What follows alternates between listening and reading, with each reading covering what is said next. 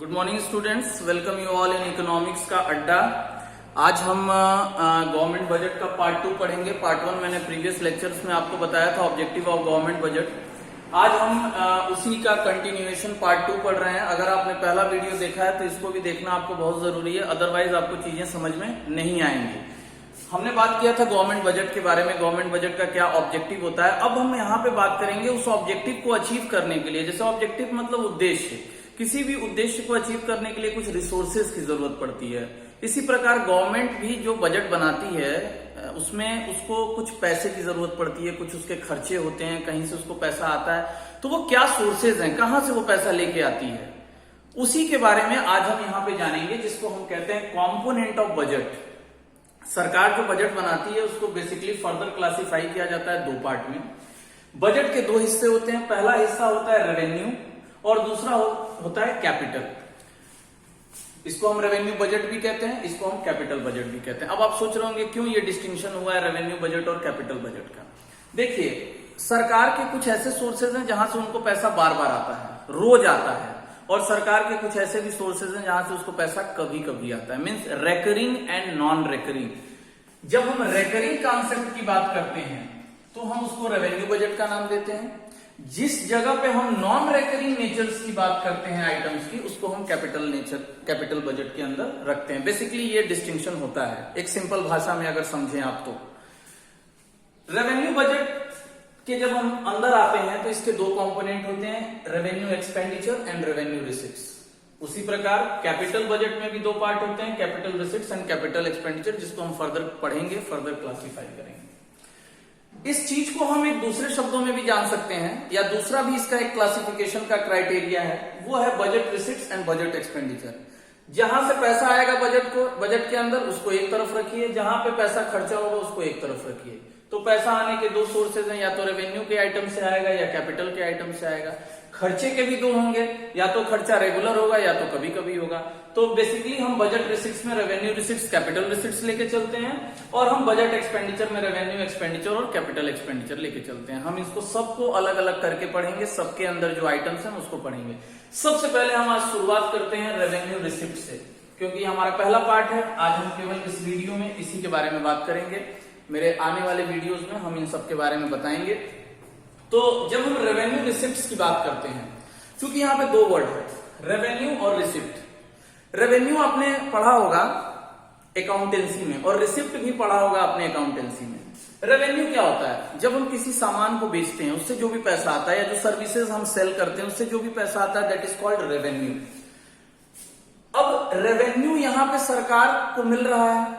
अब रेवेन्यू के 2 सोर्सेज हैं। अब सरकार कहां से रेवेन्यू पाती है, और चूंकि यहाँ पे रेवेन्यू है, इसका मतलब ये रेकरिंग आइटम है, क्योंकि मैंने आपको यहाँ पे बताया कि रेवेन्यू टर्म्स फॉर रेकरिंग, मतलब यहाँ पे हम सरकार के ऐसे सोर्सेज की बात करेंगे जहां पे उनको पैसा रेगुलर आता है, ऐसे सोर्सेज जहां पे रोज पैसा आ रहा है, ठीक है ना।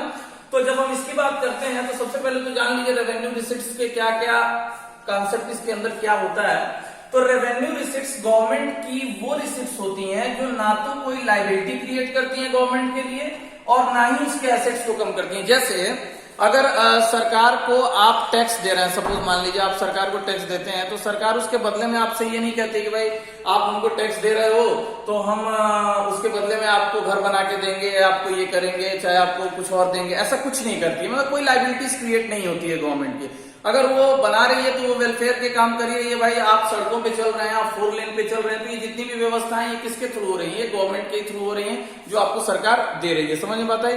तो इन चीजों की हम यहाँ पे बात करते हैं। अब देखिए, तो रेवेन्यू रिसिप्ट्स के फीचर होते हैं, ये ना तो लाइबिलिटीज को क्रिएट करते हैं और ना ही एसेट्स को रिड्यूस करते हैं, ठीक है। अब आइए, अब इसके 2 सोर्सेज हैं, एक टैक्स सोर्सेज है और एक नॉन टैक्स सोर्सेज है। आप जानते हैं टैक्स बहुत बड़ा सोर्स है गवर्नमेंट के लिए। टैक्स होता क्या है, पहले ये जान लीजिए टैक्स होता क्या है। टैक्स एक कंपल्सरी पेमेंट होता है जो इंडिविजुअल या कंपनी, कॉर्पोरेट या पार्टनरशिप, जैसे भी आप चला रहे हैं अपने इकोनॉमी में, आप इस अर्थव्यवस्था में हैं, तो आपको देना है अगर आप उस स्लैब के अंदर आते हैं तो, ठीक है। तो tax is a compulsory payment, it is a mandatory. ये आपके चाहने या ना चाहने से नहीं होगा, आपके विल के ऊपर नहीं है। अगर गवर्नमेंट आपसे टैक्स चार्ज कर रही है, you are under the taxable category, means you are liable to pay the tax. Okay, so tax is a important source of revenue for the government. अब टैक्स में दो तरह के टैक्स हैं, डायरेक्ट और इनडायरेक्ट। एक चीज यहां पे मैं एक चीज बताना चाहूंगा, टैक्स में दो बातें होती हैं, किसी भी टैक्स में दो बातें होती हैं। एक होता है लायबिलिटी टू पे टैक्स और दूसरा होता है burden to pay tax. Burden of tax and liability to pay tax, ये दो चीजें होती हैं, ठीक है। Liability to pay tax and burden to pay tax, किसके ऊपर वो लगा और उसका भार किसके ऊपर गया, ठीक है। अगर ये दोनों चीजें liability to pay tax and burden to pay tax अगर सिंगल पर्सन पे है तो वो डायरेक्ट टैक्स होगा, ठीक है।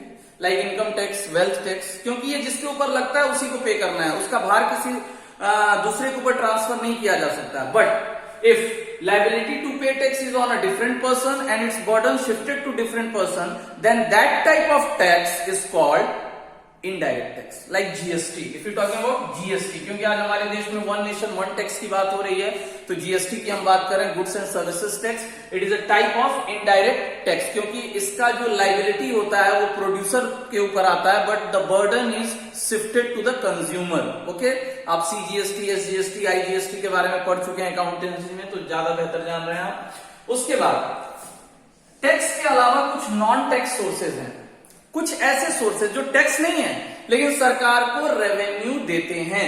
इसमें सबसे पहले आता है फी। फी क्या होता है, जो भी हम गवर्नमेंट की सर्विसेज यूज करते हैं या अडॉप्ट करते हैं तो उसके बदले में हमको एक नॉमिनल पेमेंट करना होता है for day to day maintenance and all that, that is called fee. Fee profit के लिए नहीं होता है। अब जैसे आप ऐसे समझिए, आप लखनऊ गए, आप सपोज गोरखपुर से लखनऊ गए, तो आप गोरखपुर से अगर लखनऊ जाएंगे तो उसका किराया रोडवेज की बस में तकरीबन 280 रुपए के आसपास आता है। अगर वही चीज आप एक टोयोटा की गाड़ी या टोयोटा की गाड़ी नहीं कह सकते, मारुति कार भी अगर कहें आप हायर करके जाते हैं, तकरीबन 8 से 10 हजार का खर्चा आपका लगेगा, तेल का, आने जाने का, सब मिला के।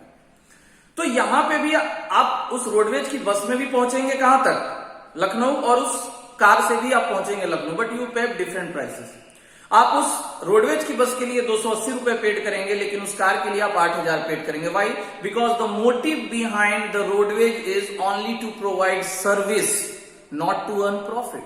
बट अ टूरिस्ट जहां से आपने वो कार हायर की होगी, सपोज वो टूरिस्ट किसी गाइड से हायर की होगी या टूरिज्म वाले से हायर की होगी, तो उसका तो उद्देश्य प्रॉफिट कमाना है, तो वो आपसे उतना चार्ज करेगा। लेकिन गवर्नमेंट क्या करती है, जो अपनी सर्विसेज देती है, चाहे वो लाइसेंस फीस हो, रजिस्ट्रेशन फीस हो, लैंड फीस हो, टैक्स हो, जैसे आप कोई सरकारी काम करते हैं तो उस पर आपको फी वगैरह देना पड़ता है, तो that all are the means nominal charges taken by the government. Okay, उसके बाद फाइन्स। फाइन्स क्या होता है? जुर्माना।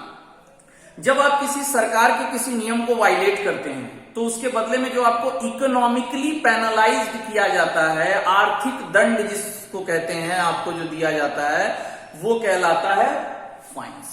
ठीक है, फाइन्स, अब जैसे हेलमेट नहीं लगा रहे हैं, गाड़ी चला रहे हैं, पुलिस पकड़ेगा, फाइन होगा। ठीक है, डीएल नहीं है, फाइन होगा। कोर्ट ने आपको कोई आदेश दिया, आपने उसको पूरा नहीं किया, फाइन होगा। तो this is also goes to the government treasury, ये सरकार के खजाने में जाता है और सरकार का एक बहुत बड़ा सोर्स ऑफ इनकम है। प्रॉफिट, प्रॉफिट की बात करें, प्रॉफिट यहां पे हम बात कर रहे हैं profit of PSUs, profit of PSUs, public sector units. जितनी भी पब्लिक सेक्टर यूनिट्स होती हैं, जो सरकारी कंपनियां होती हैं, उनकी जो प्रॉफिट्स होती है, ultimately they goes into the government hands, government treasury, because ultimately the owner of that companies are government. So जो भी प्रॉफिट होगी they automatically goes to the government hands, तो ये भी एक सोर्स ऑफ इनकम है। गिफ्ट्स, सरकार को गिफ्ट्स मिलते हैं, जैसे हमारे प्रधानमंत्री जी दूसरे देशों में जाते हैं या दूसरे देशों के कोई लोग यहाँ पे आते हैं एज अ गेस्ट, तो वो कुछ डोनेशंस देते हैं, जिसको ट्रांसफर पेमेंट्स की कैटेगरी में हम रखते हैं। ठीक है, but it is also source of revenue for the government. Okay, and forfeiture, forfeiture का मतलब होता है जब्त कर लेना। जैसे कभी कभी क्या होता है, कुछ सरकारी कॉन्ट्रैक्ट्स होते हैं जिसको लोग पूरा नहीं करते हैं, तो सरकार क्या करती है, उनके पैसे को जब्त कर लेती है, ठीक है ना, उसमें जो भी सिक्योरिटी पेड होती है तो वो जब्त कर लेती है, तो वो भी एक तरीके से गवर्नमेंट के लिए बहुत बड़ा सोर्स ऑफ रेवेन्यू होता है। उसके बाद हम बात करते हैं एस्चीट। एस्चीट क्या होता है, जिस प्रॉपर्टी का कोई लीगल हायर नहीं होता है, उत्तराधिकारी। अब जैसे मान लो कि बाबा रामदेव हैं, अब बाबा रामदेव का बहुत बड़ा प्रोजेक्ट है, कल को बाबा रामदेव मर गए और उन्होंने अपना कोई उत्तराधिकारी नियुक्त नहीं किया, लीगल हायर, तो प्रॉपर्टी किसकी होगी, that property belongs to government. लेकिन अगर उन्होंने हायर कर दिया होगा तो वो ऑटोमेटिकली ट्रांसफर हो जाएगी। अदरवाइज ऐसी सारी प्रॉपर्टीज जिसका कोई लीगल हायर नहीं होता है, automatically government have taken the position on that type of property, और फिर उसको वो बेच के जो भी पैसा आता है वो अपने गवर्नमेंट ट्रेजरी में जमा कराती है। So it is also a important source of revenue. And special assessment, it is also one type of tax. Special assessment, जैसे कभी कभी क्या होता है, सरकार कुछ ऐसे कार्य करती है जिससे आपके एसेट्स की वैल्यू बढ़ जाती है। अब जैसे मान लो कि मैंने एक जमीन खरीदी, और मैंने जब जमीन खरीदी तो वो जमीन 10 लाख की थी, और सरकार ने उसके बगल में एक बहुत बड़ा विश्वविद्यालय का प्रोजेक्ट लाया या एक बहुत बड़ा सरकारी अस्पताल बनाया, जिससे मेरे उस 10 लाख की जमीन की वैल्यू सीधे 10 करोड़ हो गई। तो अब ये जो जमीन के मेरे वैल्यू बढ़ी, ये क्यों बढ़ी, क्योंकि सरकार ने वहां पे डेवलपमेंट वर्क कराया, सरकार ने वहां पे इंफ्रास्ट्रक्चर डेवलपमेंट किया।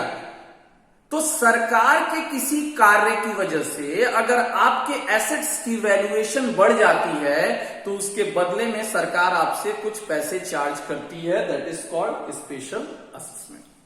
Getting my point students? So these are the sources of revenue receipts which is further classified into tax and non tax.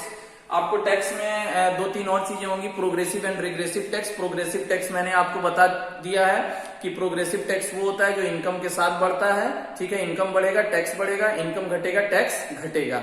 Regressive taxation अब खत्म हो चुका है, क्योंकि जब after the independence regressive taxation policy आई थी जहां पे एक फ्लैट रेट होता था सभी के लिए, ठीक है, लेकिन उसके कुछ डीमेरिट्स थे, क्योंकि वो ज्यादा अफेक्ट करता था लो इनकम ग्रुप को, तो सरकार ने उस टैक्स को हटा दिया और उसकी जगह आया progressive tax. Okay, so student, this is all about the component of budget, जिसमें हमने केवल अभी रेवेन्यू रिसिप्ट्स के बारे में पढ़ा है। अगले वीडियो में हम कैपिटल रिसिप्ट्स, रेवेन्यू एक्सपेंडिचर और कैपिटल एक्सपेंडिचर के बारे में डिटेल स्टडी करेंगे।